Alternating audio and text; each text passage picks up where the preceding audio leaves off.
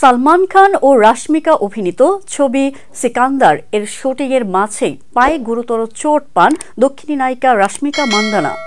এই ঘটনার পর রাশমিকাকে প্রথমবার বিমানবন্দরে দেখা যায়। মুখ ঢেকে বিমানবন্দরে ঢুকেছেন তিনি। নিজের পায়ে ভর দিয়ে ভালোভাবে হাঁটতেও পারছেন না নায়িকা। একই সঙ্গে ছবির শুটিংও বিপাকে। এর মাঝে অভিনয় থেকে অবসর নেওয়ার কথা শোনা গেল রাশমিকার মুখে। নায়িকার আসন্ন ছবি সাবার ট্রেলার প্রকাশ অনুষ্ঠানে এসে অবাক করা কথা বললেন রাশমিকা।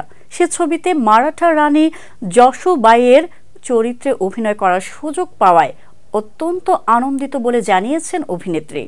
অনুষ্ঠানে এক বক্তৃতায় রাশমিকা বলেন, ছাবা ছবির কাজ শেষ হলে আমি অবসর নিতে প্রস্তুত। আমি কখনোই কান্নাকাটির অভিনেত্রী নই, তবে ট্রেলারটি দেখার পর আমি আবেগপ্রবণ হয়ে পড়েছি। ছাবা ছবিতে রাশমিকা ছাড়াও গুরুত্বপূর্ণ চরিত্রে অভিনয় করেছেন ভিকি কৌশল, আশুতোষ রানা, দিব্যা দত্ত, নীল ভূপালম, সন্তোষ জুভেকার এবং প্রদীপ রাওয়াত। ছবিটির ট্রেলার ইতিমধ্যে ব্যাপক সাড়া ফেলেছে। দর্শকরা এই ছবি মুক্তির জন্য অধীর আগ্রহে অপেক্ষা করছে। ছবিটি ছত্রপতি শিবাজির জন্মবার্ষিকীর কয়েকদিন আগে 14 ফেব্রুয়ারি মুক্তি পাবে বলে জানা গেছে।